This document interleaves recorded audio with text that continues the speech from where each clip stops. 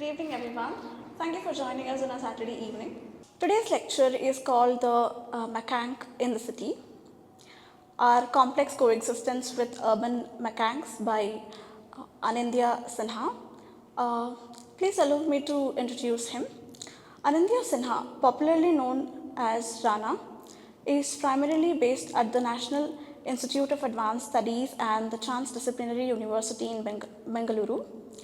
He has earlier studied the molecular biochemistry of yeast metabolism for his doctorate at the Tata Institute of Fundamental Research in Mumbai, and the social biology of wasps and classical genetics of human disease at the Center of Ecological Sciences in the Indian Institute of Science and the National Center of Biological Sciences, again in Bengaluru.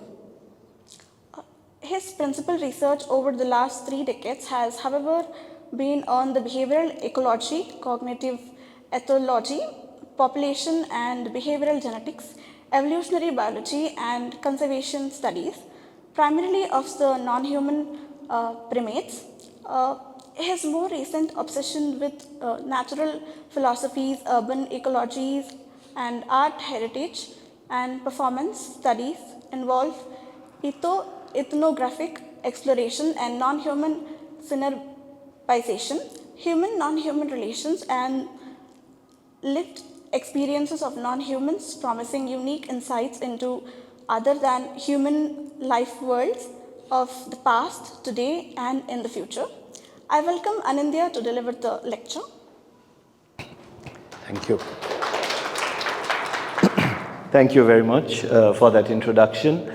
I'd like to start off by thanking the Science Gallery Bengaluru for inviting me for this talk.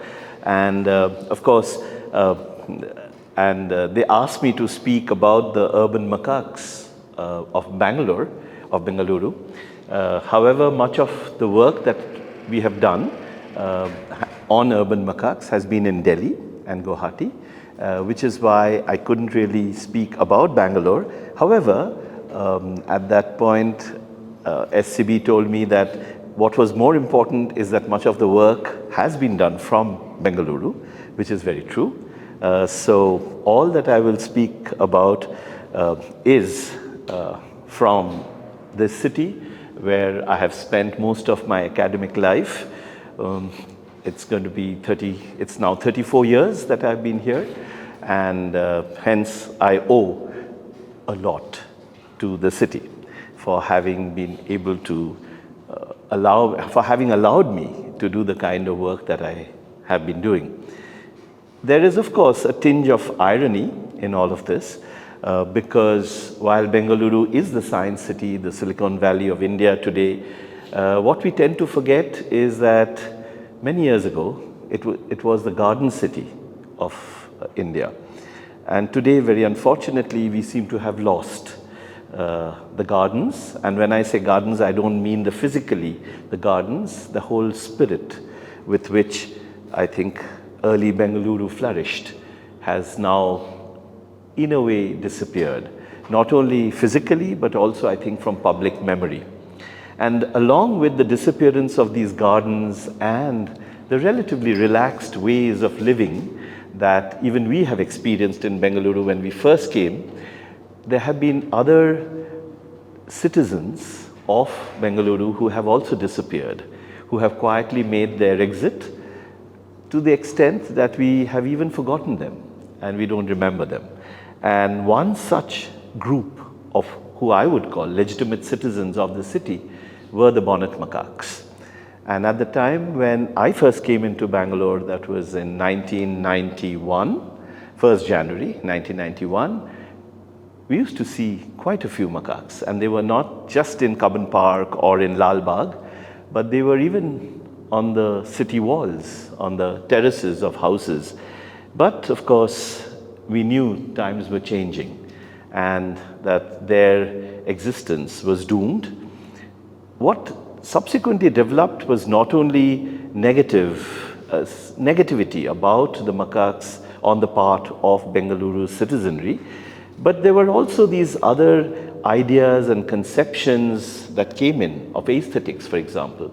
So if Bengaluru was to be a beautiful city, it shouldn't have monkeys, just as it shouldn't have dogs. And I find this personally extremely difficult to accept because then what we are clearly saying is that we are speciesists.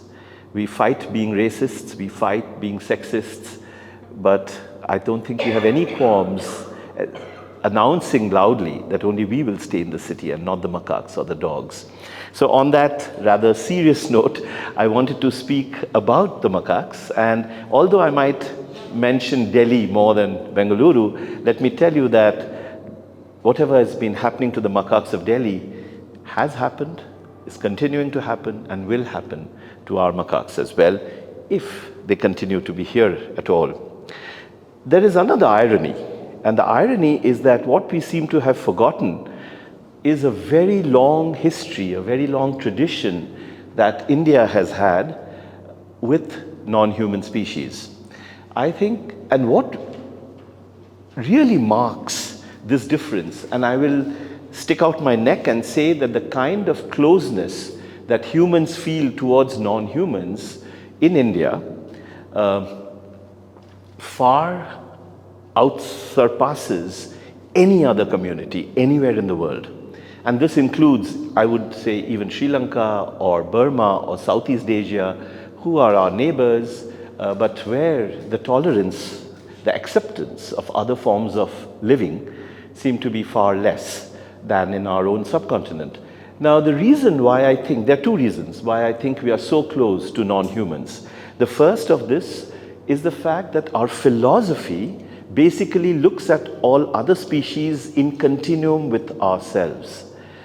This is in marked contrast to the West, where either because of Judeo-Christian faith or because of generations of philosophers, the human and the non-human was very, very starkly separated. It was always us versus them. And maybe after the talk we can have a little more discussion of how that manifests even today.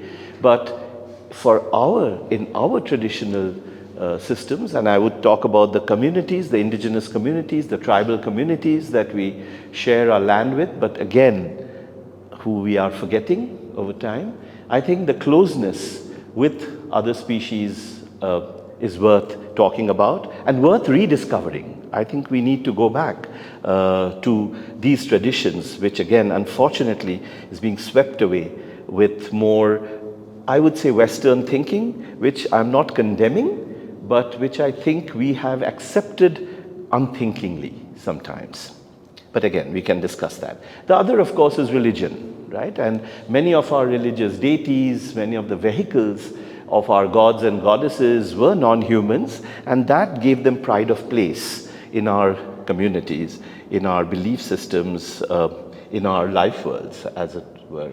So today I'm going to talk about the macaque in the city and how complex our coexistence has been with urban macaques. And the story of the macaque in the city actually begins, of course, as you might expect, in these forests. And of course, the forests, maybe we had forests like this undisturbed 200 years ago, maybe even more recently, but of late, as we are all aware, we are fast turning into a world where the people outnumber far more the trees that are here. And although we have learned to live with people, and we accept that this is our world, it's not the same for many of the non-human species whose forests are fast disappearing, and as a result of which they are now forced to adapt, forced to live in environments which are completely anthropogenic, man-made, human-modified, and they stake out their existence under very difficult conditions. But with the coming, in a manner of speaking, of the non-human into our lives far more prominently than they were in the past, what we seem to have forgotten is that there were also traditional relationships with non-humans that continue to exist even today. So this is Ramu Bhai, and he's a fisherman, and he has a very close friendship with Raju, a marsh crocodile. And this is in Charotar in central Gujarat, where we are now documenting a 300-year-old, it's documented for 300 years old, it might be far older, friendship between crocodiles and the fishing farming communities. Now, this is a remarkable friendship. There have been very, very few attacks, about 4 or 5 in the last 40 years, with almost no deaths on the part of either the crocodiles or the humans. And the relationship is so close that Ramu Bhai can call out to Raju and Raju responds to him. And he's not unique, neither is Raju unique. There are 300 ponds or lakes in Charotar, and all of them have their residential population of crocodiles. And the people who live on the banks of these ponds know these crocodiles. They maintain records on their own, and they talk about how they grew up with crocodiles. Now, again, this is a world that we didn't know existed, but it does, but it's fast disappearing. And I do not understand why this spirit, this philosophy of being with other beings does not pervade our modern thinking of other beings, possibly because of the urban pressures that we live in, which all of us face. Maybe we have lost much of the idyllic kind of world that we imagine may have been there when we could coexist without stress and strain, without conflict. Of course, it's also true that we have always tried to reach out to other forms of life. We have wanted to communicate with them, we have wanted to write about them, express them in our arts. And I think this urge to know what it is to be the other non-human being is again a very, very old part of our traditional heritage. And so let me begin this part with a poem. And I always find that poetry is extremely revelatory. It tells us a lot that perhaps our science doesn't on occasion. So here's the poem. When the monkey on the bough of the jackfruit tree in the town's commons mistakes for fruit the eye on the thronged drumheads hung up there by mendicant bards, he taps on it, and the sound rouses the male swans below to answering song. It's a beautiful poem, very evocative. It talks about communication between two non-living beings, the monkey and the swans below. Of course, this communication is mediated by humans, in this case the bards who hung up their drums there. This was originally a poem in Tamil, and the poet was called Muthumochiyar. I've only read a translation of it, but what is most remarkable is that Muthumochiyar lived 2000 years ago. And so, Tamil Sangam poetry records a monkey that lives on the bough of the jackfruit tree in the town's commons. And therefore, we have lived with macaques for very, very long periods of time. We have co-evolved with them. And I think this is also very interesting from an ecological point of view. I think we belong to the natural ecosystem of these non-human primates as much as they belong to our ecosystem.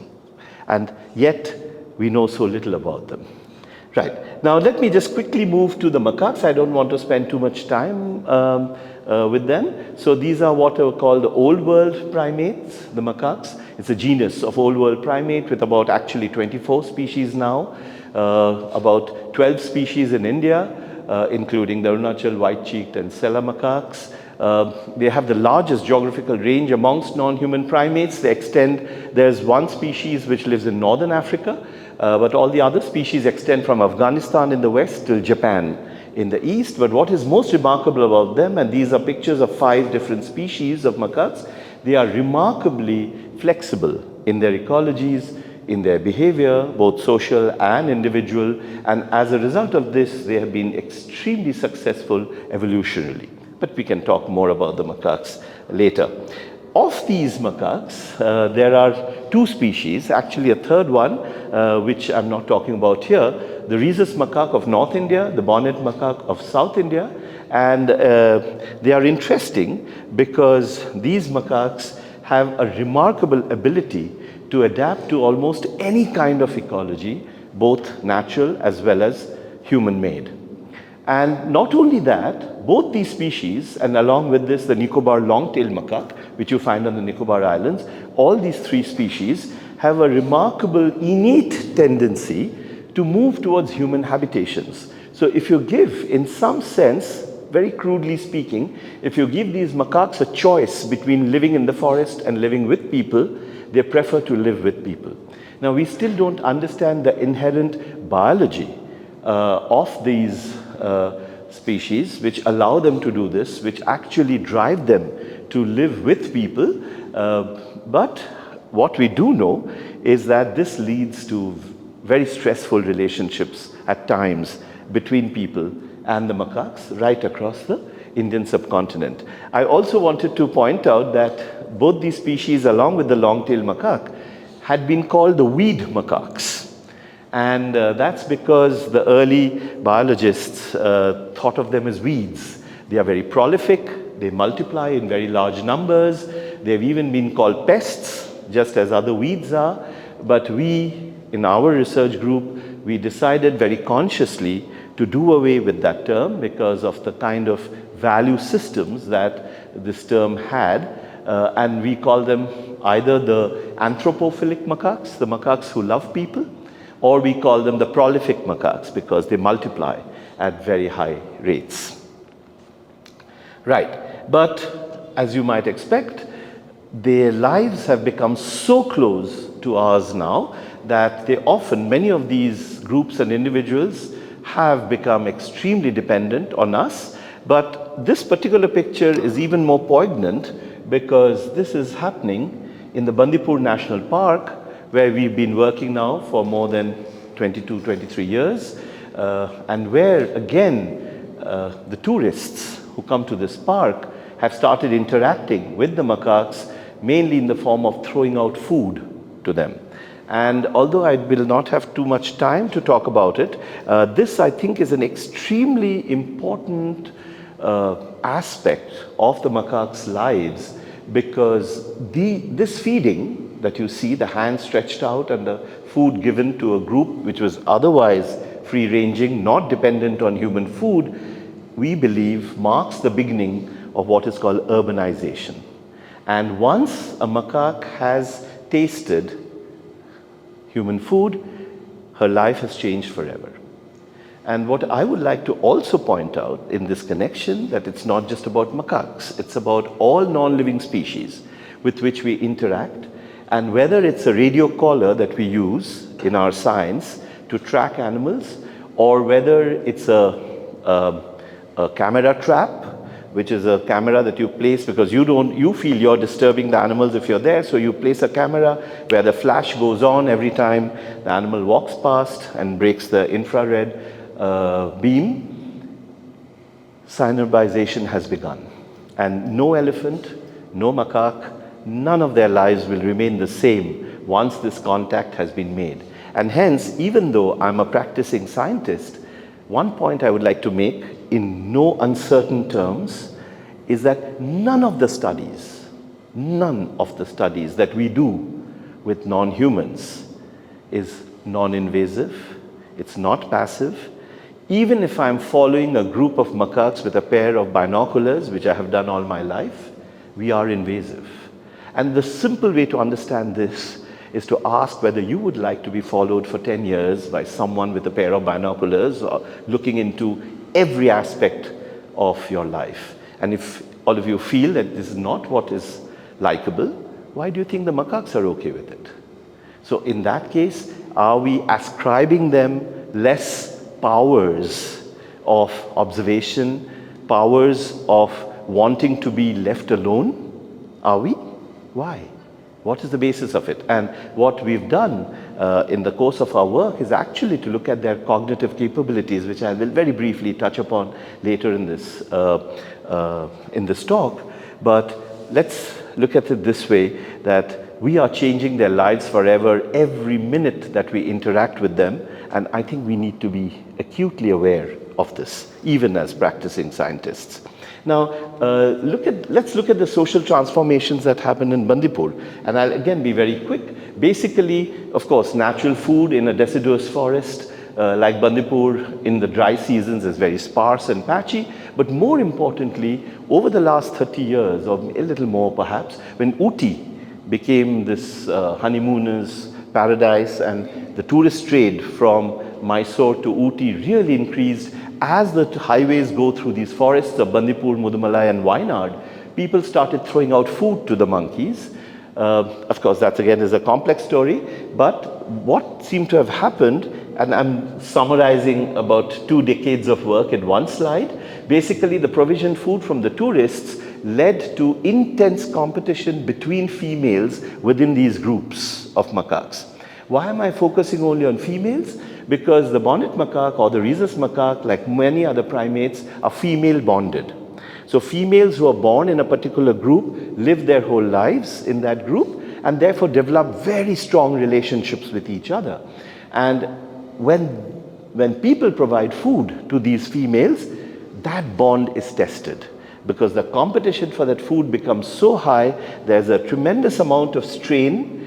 And what we have now started documenting in Bandipur is group fission, where the groups, which are typically multi-male, multi-female, are breaking down with females leaving groups to bring down social tension.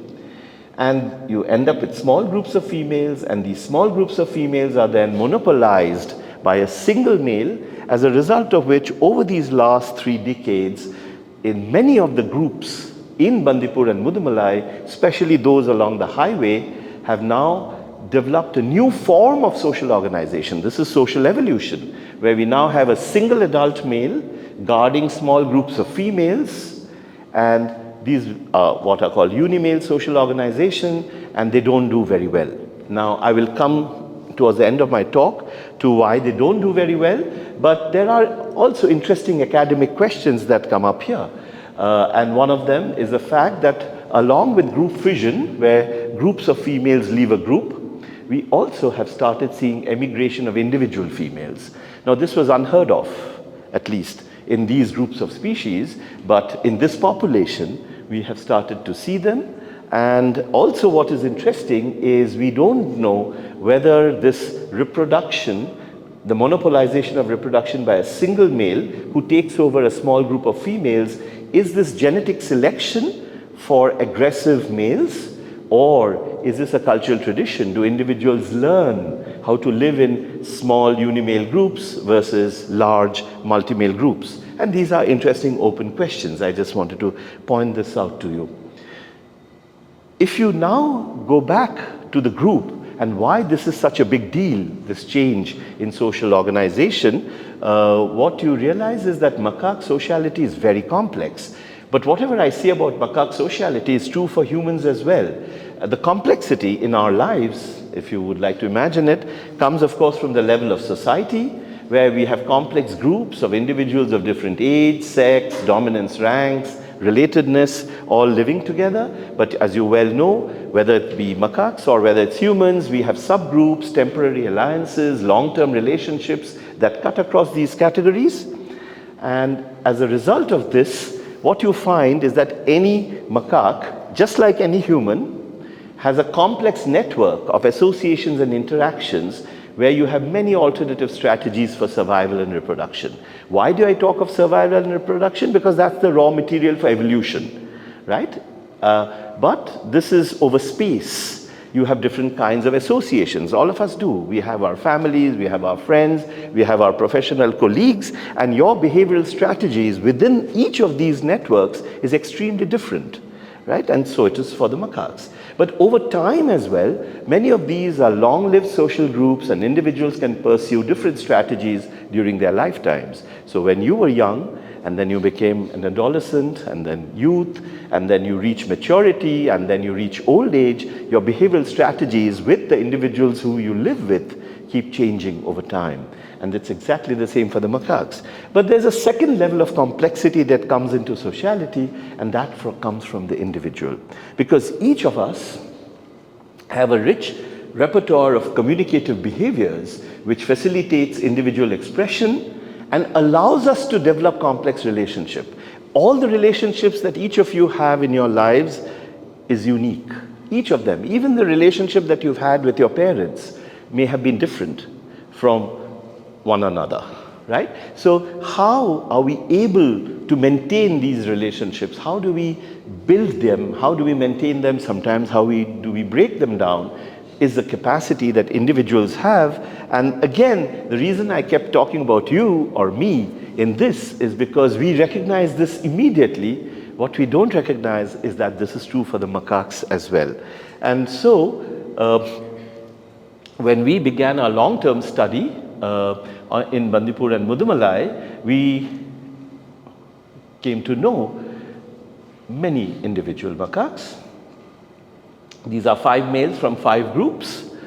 Today, after having spent more than 2 decades, we know more than 2,000 individuals by face. You don't have to mark them, you just know them. And as you can see, each of them has a unique hairstyle, which allows us to identify them. But the more important point is that if you did a narrative of each of their lives, they are unique. No 2 individual macaques are the same. And this is something that very unfortunately zoological thinking has completely neglected. I think you would consider it an affront if I said, well, all the men in this room seem to be similar. Of course you're not similar. Then why do we assume that all the male bonnet macaques are similar? They are not. They differ in their short-term behavioral strategies, they differ in their long-term life histories, and of course I don't have time to talk about individuals here, but I think the time has come for zoologists like me to step back and really question the methods that we've used to understand other species and whether it has left us deficient in understanding them much more fully than we could have had we tried to look at them through other methodologies. But again, I can bring this up during discussion. Now very quickly, I wanted to talk about 3 remarkable behavioral features of the lives of the macaques that really influence them, and especially under changing ecological conditions, right? So they're moving from a forested area to highways, from highways to the neighboring villages. Their forests are being removed. They have no way to go back, and they adapt to different kinds of human habitations. But what you need most when you are surviving under these conditions is what is called phenotypic flexibility, which is your ability to quickly adapt to the changing conditions so that you're not left in a difficult situation. And again, in just one slide from the Bandipur work that we've done, and which I briefly mentioned here, look at the kind of flexibility they have. What we've now shown is that the unpredictability in food abundance and distribution that comes about especially with human origin foods leads to group fission with female emigration, smaller group sizes. So immediately, within a couple of decades, the individual macaques have learned how to take up a strategy which will prevent, which will bring down social tension. But as a result of this, the females had to modify their social strategies within these groups depending on their dominance ranks. We've done quite a bit of work on this to show how even within minutes, when their foraging patterns change. So you can have, if you've been to Ooty from Mysore, you know there's this place you go through called Thepakadu, where Mudumalai begins. Now in Thepakadu, we studied a group of female macaques who, when the tourists were not there, would feed on their so-called natural foods, natural vegetation, and they had certain social patterns. In the afternoon or evening, tourists from Ooty on their way to Mysore would stop in Thepakadu, maybe for an elephant ride, and they would start feeding the monkeys. And immediately, their social strategies changed. And we've done this work fairly long term with identified individuals, and we now realize that many of these behavioral strategies which followed patterns governed by dominance ranks or genetic relatedness completely change when people give them food. But when the tourists go away and they go back to their roosting sites and the next morning is a new day, they again begin with their more traditionally accepted social roles. And this kind of flexibility is remarkable, but we also have this flexibility in male behavioral and emigration strategies, where they are tracking females and therefore their strategies keep changing. And another very interesting pattern that we now see is that when you have these small unimale groups with just one male and several females, what the females lose out on are two things. One, female companionship. Now you're in a small group of females, many of the other, your friends have all gone. Maybe some of your genetic relatives have all gone. And also, you now have one male to mate with. And therefore, you have lost out on mate choice, which is a typical feature of the bonnet macaque females. And therefore, females have started moving out even individually because they lose out on these features of social life. So they leave and they join other groups where they are likely to have more mate choice and they're likely to have more female companionship as well. So just wanted to again tell you that gone are the days when we thought the only way evolution happens in non-human groups is over tens and hundreds of years through genetic changes. None of these are genetic changes. These are social adaptability, or what we call phenotypic flexibility. And we had never recognized that non-human species can have this level of flexibility. Today, you know how elephants are there on the outskirts of Mysore. They are foraging in the crop fields of southern Karnataka. We know of tigers who are moving. A friend of mine was just telling me yesterday that a tiger that she has been tracking has now walked 2,000 kilometers from Karnataka through Maharashtra and then turned east through central India, crossed the eastern Ghats and is now in Orissa. 2,000 kilometers. And what is remarkable is that this tiger has not walked through forest corridors. She has walked through towns and villages. But she knows when to cross a village. She knows what to feed on when she's crossing a town. And she quietly does this when we are all asleep. And in the day, she hides. So her movement patterns, it's remarkable. We thought a tiger would never survive under these conditions, but they do. And that's because they're remarkably adaptable. The second point I wanted to make was of cognitive capacities, underlying complex behavioral actions. Again, I really don't have time to talk about this, but let me just point out in one slide the kind of capacities that they have. So you have social knowledge. They have social knowledge about each other. They are able to form models. They have conceptual models of themselves as individuals. They attribute goals to each other. They show tactical deception, and these have been looked at in terms of theoretical constructs of mentalistic cognitive structures and processes within individuals. How do you cheat? How do you communicate? How do you teach? If you look at those models, we have tried to understand whether we could look at these macaques with similar models, examine through the lens of what is called theory of mind, intentionality, attribution, referentiality. Again, we can bring this up during discussion. On the other hand, we now see referential gestures and multimodal communication. We see manufacture of tools and potential insights that they have into causality. They seem to know what kind of tool will work for what kind of a situation. And we have behavioral flexibility, social learning, and cultural traditions. I will talk about that in a minute. And therefore, the methodology that we use to understand these processes is very different from these mentalistic constructs that we have. We look at it through functionally observable events that they undergo, where they coordinate with each other. And this coordination can tell you a lot about their mind. If I suddenly stop speaking now and look at the door very sharply, all of you will turn around and look at the door. So we have achieved a cognitive event where I have communicated to you that there is someone at the door that you should look out for. Right? And I think the macaques do this as well. And these are behavioral interactions that give us a lot of insights into their mind. And finally, of course, we have both, again, just giving you an idea about the methodologies, quantitative and qualitative observations, behavioral analyses, cognitive interpretations, and psychological constructs of the primate mind and its various states. Right. Now, the last point I wanted to mention in this is about behavioral traits and social traditions.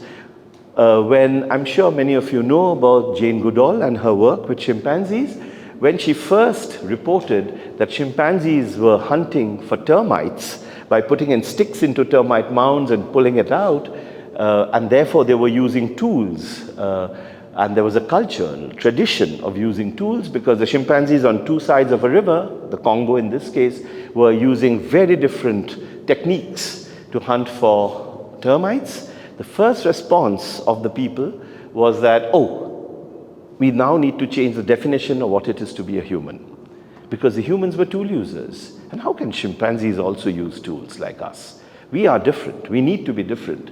But what we now recognize that leave aside apes, even macaques or monkeys have very, very strong, and I'll skip this slide, they have a variety of behavioral traditions or cultures that they seem to have established. We were just not looking for them. And even when we look for them, perhaps we just move past saying, this must be just some random event. But it's not. There are very, very systematic studies that can be done to try and understand how these behaviors evolve in the lives of these individuals, spread by social learning and become cultural traditions. And I'll show you one such tradition which I think is now becoming lost, at least in this group, because these individuals have now moved away. There are 5 brothers who are in the river Moyar, and we saw that the mangoes that came floating down the river, they were picking up, and they had learned to wash.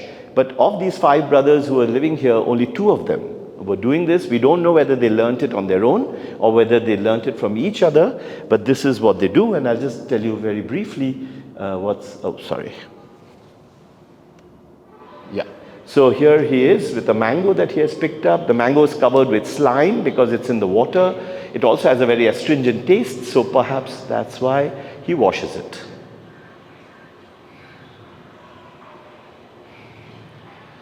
And then he takes a bite, and maybe it's too hard, so he wants to soften it, or maybe he doesn't like the taste, so he washes it. And then with his left hand, he will remove something from it, wash his hand in the water, so he's using water as a tool, and then he keeps it under his foot, and he's lost it. So he's now looking for it. But what is fascinating is that he's looking for a mango. He's not picking up a stone or a pebble. He knows what it's like, what its shape is like, and what its texture is like, so he feels under the water for the mango, doesn't find it, and then suddenly finds it and washes it again.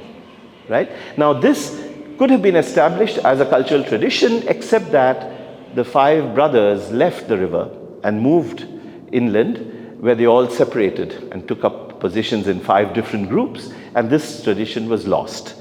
It's exactly like in humans. So many of our cultural traditions come, become fads, and then they move away simply because we either don't have the opportunity, or we don't recognize its importance, or something else takes up its place. Right. Now, cultures can, however, be even more social. And this is a remarkable behavior that we started seeing now in one group in Bandipur, but I will tell you why this culture is also dying out later during discussion. And what basically has happened is in this group is that the juvenile bonnet macaques have developed a new multimodal communication system to communicate with people who carry food in their hands. Adult males, the adults don't show it, only the juveniles show it, and it consists of 4 behaviors. They track people who have food in their hands, so they are actually monitoring the movement of these individuals.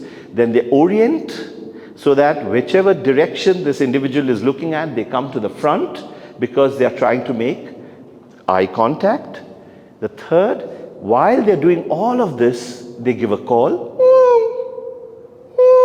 And we can tell you we don't know what its function is, but we have some ideas of what it could be. And finally, when there is eye contact made with this human, the macaque puts out a hand for food.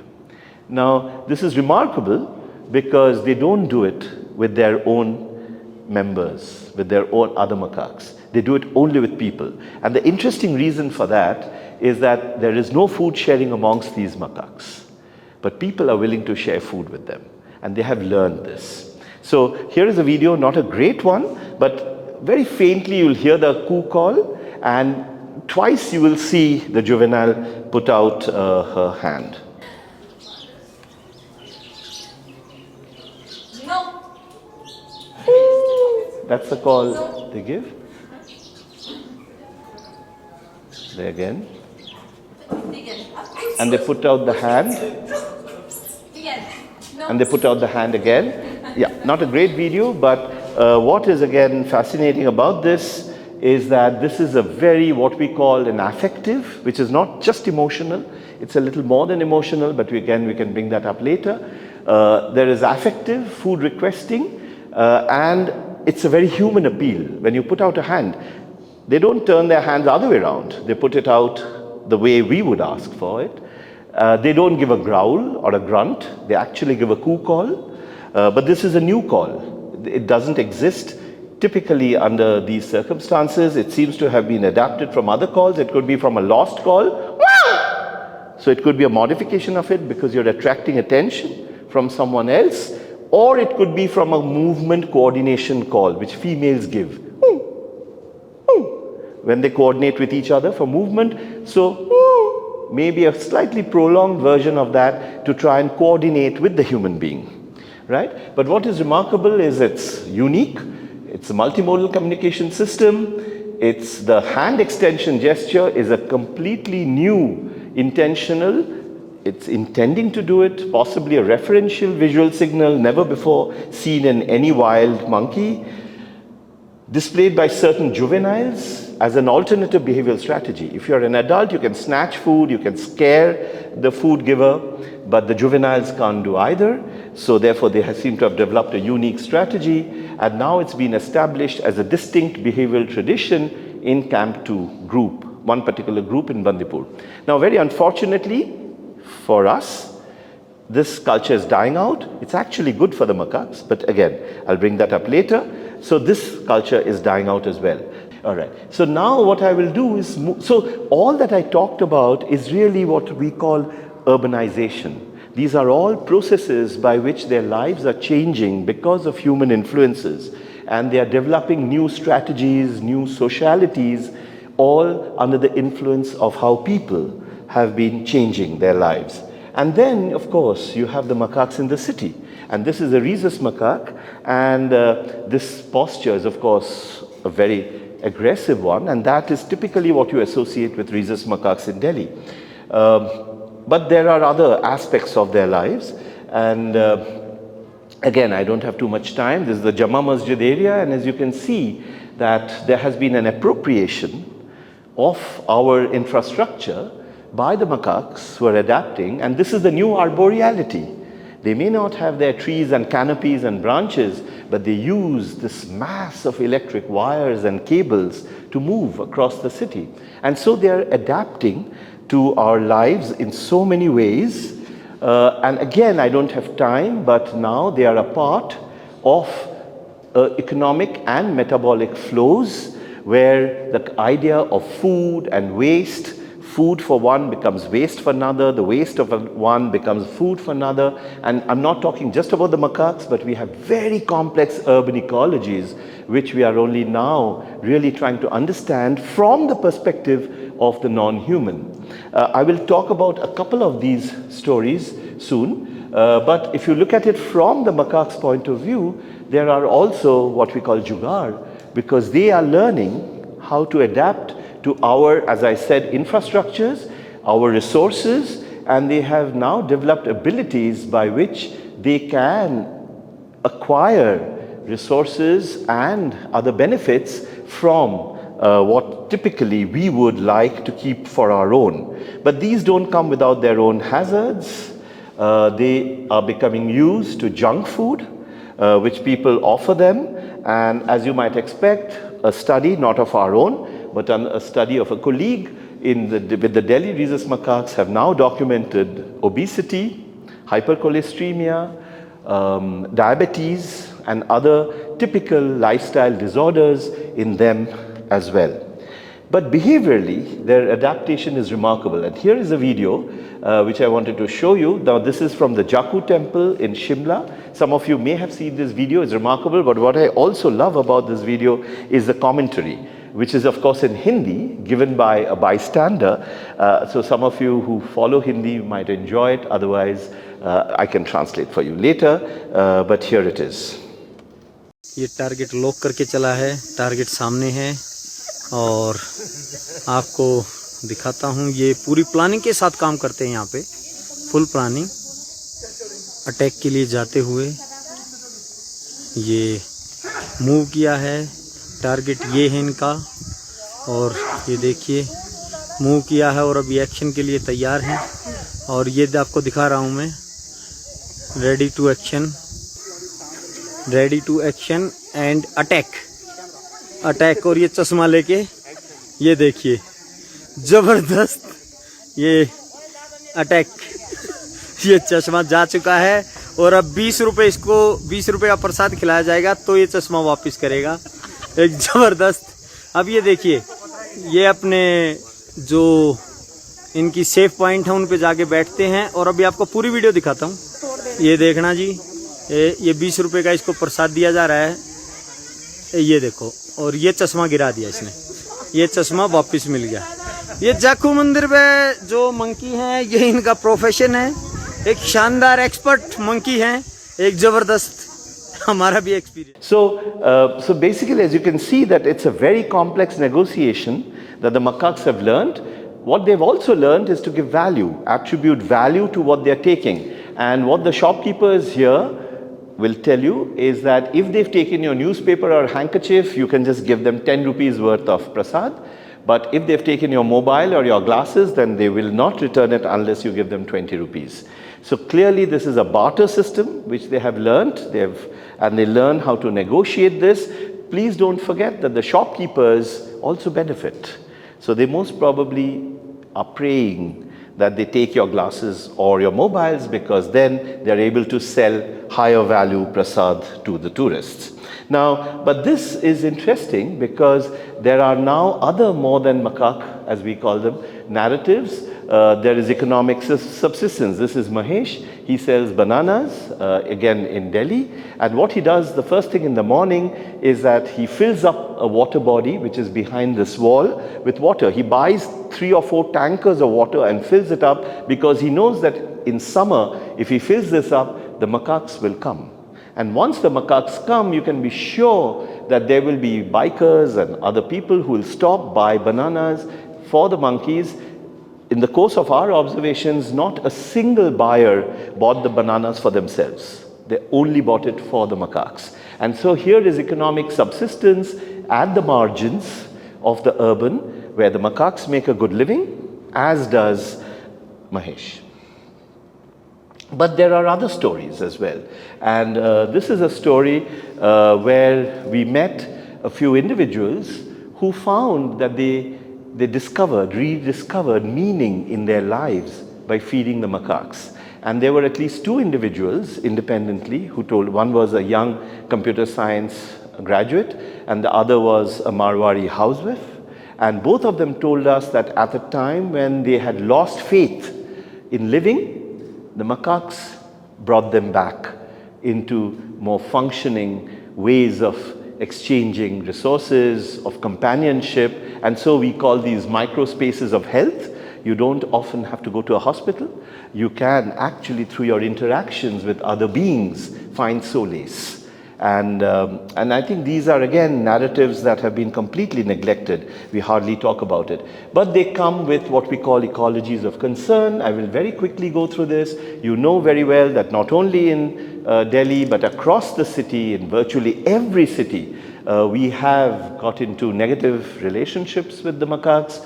There is what is called conflict now, and there is concern not only for the macaques but also for the people who might also suffer, right? And this is very complex, and again, your stand on it will depend on where your empathies lie and how you think the problems may be solved. But while there are repercussions on the humans, there are also repercussions on the macaques themselves. And there are very important questions of welfare and well-being which we now need to address if you agree that these urban macaques are as much a part of the city as we are. And we've done some work with other species and relationships with local communities as well. And just to quote another study of ours where we looked at farming communities in Udalguri in Assam, where frequently their crop fields have elephants coming in and they lose their crops to elephants. But it's remarkable the kind of empathy and understanding they have for these elephants. In fact, just to give you an example, they don't call them Hathi, they call them Swami, Prabhu, Baba, Raja, Maharaja. They admit that this land belonged to the elephants. They came in later, so the elephants have a right. We also met two farmers who, when they put up solar fences, actually planted rice outside the solar fence, saying that this is for the elephants, because with the solar fence we are depriving them. We specifically asked them, did you construct these fences so that they stay out and they don't, did you put rice out there so that they come there and they don't come into the field? And they said, no, that is not adequate at all for that. It's just that this is our offering for them because of their land. And it's important that we go along together, though we don't want them to come into our lands and take away our food. There was a sense of identification. At least one individual said that when our farming is done and we have harvested the rice, we go to the city, Tezpur, to look for work. And the people there don't like it. They tell us, your land is there. Why have you come to take away our jobs? And this is exactly why the elephants are coming in. They don't have food in their forests, so they come to our lands. And if I turn them away, I should not complain about the city dweller turning me away. And I think the sense of, again, empathy, understanding, identification with other beings is a remarkable trait that many, many of our communities have, but which I think are fast eroding, and for various pressures, but it's something to remember. So I'd like to conclude with just 3 points actually. First is, what is it like to be a macaque? And this is a bit of a wordy slide, but it basically summarizes a lot of what we know about how macaques lead their lives. First, macaques are inherently capable of solving various social and technical problems. They make complex decisions which are influenced by their own experiential knowledge, which is something that, again, zoologists don't give any credit to animals for. We only look at ecological factors, biological factors. What we don't take into account is that the behavior that you see today may have been shaped by the experience of this individual yesterday or an hour ago, which we don't at all try to look for. Individual macaques appear to possess social knowledge of themselves and of their group members, attribute intentionality to others, employ conspecific referential gestures to communicate with each other, but also develop heterospecific multimodal communication systems when you're dealing with other species, and they use tools that they often manufacture. In fact, our studies on the bonnet macaque tool manufacture continues to remain the only known instances of tool manufacture by any wild monkey species anywhere in the world. And I don't think this is because bonnet macaques are unique. It's just that we have never looked for them, right? In fact, I can again bring this up if any of you are interested during discussion about why we haven't looked for it. Individual macaques form rudimentary mental representations generated by direct personal experience of themselves, of their social companions. They understand what it is to be dominant, what is to be subordinate. They now know, we think, who are their sisters and who are their mothers, and they classify them into different categories. This is work not done by us, but in long-tailed macaques in the US. They have a limited capacity to recognize their own mental states and those of their social companions and form primitive cognitive representations of their selves, allowing them to show what we call self-referential behaviors. Again, we can bring this up later.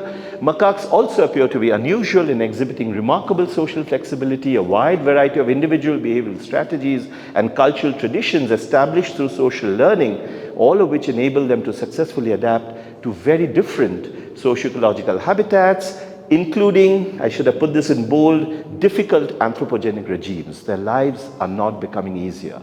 And in fact, they are doomed. And that's my last slide, other than one truly last slide. So what we also tend to forget is these macaques are not here as pests, or they're always here as we've thought in the past. They are possibly now endangered. And a lot of our work and those of my senior colleagues are showing that many of these macaque groups are disappearing from across their distribution range, primarily driven by anthropogenic factors and often their own maladaptive responses to such influences. Whatever I'm saying about the macaques is true for the elephants and the tigers and the cockroaches and the grasshoppers as well. More detailed ecological and behavioral studies of wild, semi-urban and urban macaques are essential to explore their anthropogenic behaviors, life history strategies, different consequences of human activities on their lives and survival. And we are in urgent need of effective management strategies for the species in protected areas with tourist-wildlife interactions and in urban areas with very severe human-primate conflict with otherwise very little or almost no hope for the survival of the macaques. As I was telling you when I started off, if you look at Bangalore, you hardly see the bonnet macaques anymore. They have disappeared, even from Lalbagh, and we need to understand why. Finally, I would like to end again with art because I think it's so much more powerful. This is a painting by Peter Bruegel, the elder, from the 16th century, and this is a painting which he called Two Monkeys, kept in the Dahlem Museum in Berlin. But what he shows here is Delft, which is a very flourishing town in the 16th century in what is now the Netherlands. They were a colonial power. The Dutch were very, very powerful at that time. As you can see, the city is very prosperous behind, and they brought back a number of different species of animals. And here are two monkeys who are in chains. And I wanted to end with a poem by a very favorite poet of mine, Wisława Szymborska, who was a Nobel laureate. And she, on her visit to the Dahlem Museum, saw this painting and she wrote a poem soon after. And this is the poem. This is what I see in my dreams about final exams. Two monkeys chained to the floor sit on the window sill. The sky behind them flutters. The sea is taking its bath. The exam is history of mankind. I stammer and hedge. One monkey stares and listens with mocking disdain. The other seems to be dreaming away. But when it's clear I don't know what to say, he prompts me with a gentle clinking of his chain. Thank you.